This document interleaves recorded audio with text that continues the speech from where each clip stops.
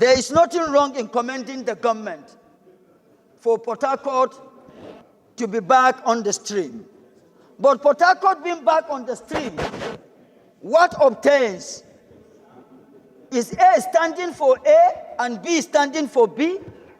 It is the technicality now we're talking about, so that we don't run for 1 month, 2 months, and then stories come up. But this is an information that I've given to the Senate for the Senate to work on. Verify it so that we move on. We shouldn't be, the tantalization is okay, it's enough.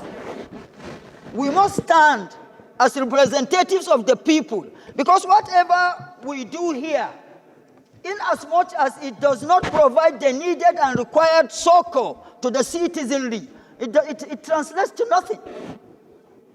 So let the needful be done. Committee on Banking and Currency should look at this ways and means. So far, Central Bank has charged over 6 trillion on the interest on securitized instrument with debt management. The records are there. There are communications so far, correspondences between Public Accounts Committee and Central Bank of Nigeria. And of course, my Mr. President, distinguished colleagues, everybody here knows that. You know our rules.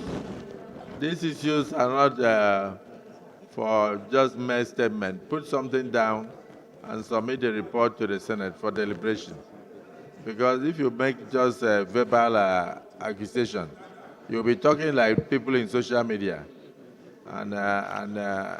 So please, let's have your report on this.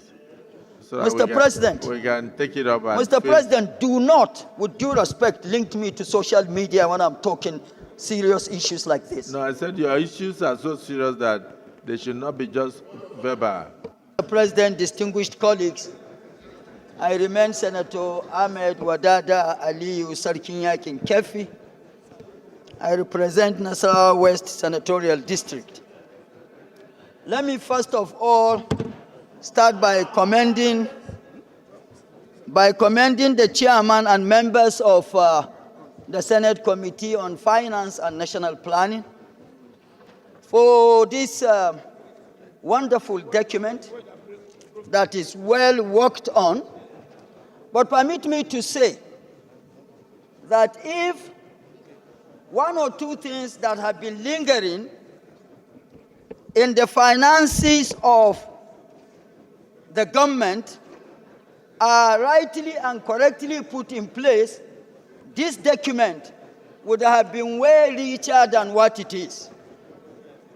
Because the government would have so much more than what is being generated today for budgeting against 2025. What I'm trying to say here is, we take like Central Bank of Nigeria. Central Bank of Nigeria, because of the ambiguous or controversial ways and means of 30 trillion as the records have, that ways and means, what happened was that Central Bank took from borrower and gave to borrower. Central Bank at that time, in its books, did not have the liquidity to have borrowed that to the government. So what it did was to debit Consolidated Revenue Funds account and credited the TSA. Consolidated Revenue Funds account belongs to the government. The TSA also belongs to the government. And having done that, it went ahead to securitize the instruments with debt management. And because that instrument has been securitized, as I stand here today, Central Bank from then to now charges Consolidated Revenue Funds with the amount of 650 billion every month.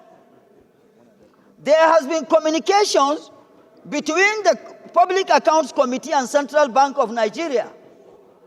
The finance team under the Office of the Accountant General of the Federation had met and looked at the document or the communication from the Committee on Public Accounts and drew the attention of Central Bank to do the needful. All efforts to get Central Bank to do this hasn't been in place. You can imagine if the 650 billion, which now has accumulated to over 6 trillion, were to be free for this committee to incorporate it or integrate it into MTF, that means more money for the government. That is one aspect. The other aspect is Federal Inland Revenue Service. In collaboration with NNPCL, petroleum profit tax for a number of years now having been remitted to the right quarters. The committee had written both NNPC and Federal Inland Revenue Service. Federal Inland Revenue Service responded. My distinguished colleagues, this is extremely very important, please. Federal Inland Revenue Service responded with documents that have been typexed and handwritten, acclaimed to be from J.P. Morgan. This is extremely unacceptable, and all efforts for the needful to be done haven't been achieved. We've done all efforts. That is why Senator Abdul Ningi said what he said. And on Port Harcourt Refinery, our colleagues were there. They saw what they saw. But the question I have, from the day NNPC said Port Harcourt Refinery has commenced operation, how many trucks have been able to lift products from Port Harcourt Refinery? Mr. President, distinguished colleagues, technically I have this for this Senate to know about Port Harcourt Refinery. And unless and until NNPCL answers this question, we will not be bamboozled into commending or rush into commending NNPC on Port Harcourt Refinery. Mr. President, sir, distinguished colleagues, listen to this technicality. A 60-kilometer distribution pipeline from Boni Terminal to PH1, that is Port Harcourt 1, that should supply crude oil to the refinery is not operational because of the leaks and vandalizations. So if you have been barging crude in 5K barrels, barges, and evidence does not suggest there is actual supplies of feedstock, where are you delivering the crude to for the frivolous claim of a refinery? Unless, and of course, the OFSEC Run 94 that is dross and heavy in sulfur landed at Okirika Jetty and was sent to Port Harcourt 1 for curing with naphtha condensates. This is the time for the National Assembly leadership on mid and downstream to step in and compel the NMDPRA and Standard Organization of Nigeria to organize a third-party Robin Roundtable for verification of the octane rating and sulfur level of the so-called products trucked out to ensure it complies with AFRI 5 framework. So, technically, what obtains in just a minute. We just finished commending the government. We applauded the president. We applauded NMPs have refined product that they never received. You're also saying that we should go ahead to investigate whether indeed there is actually production going on there.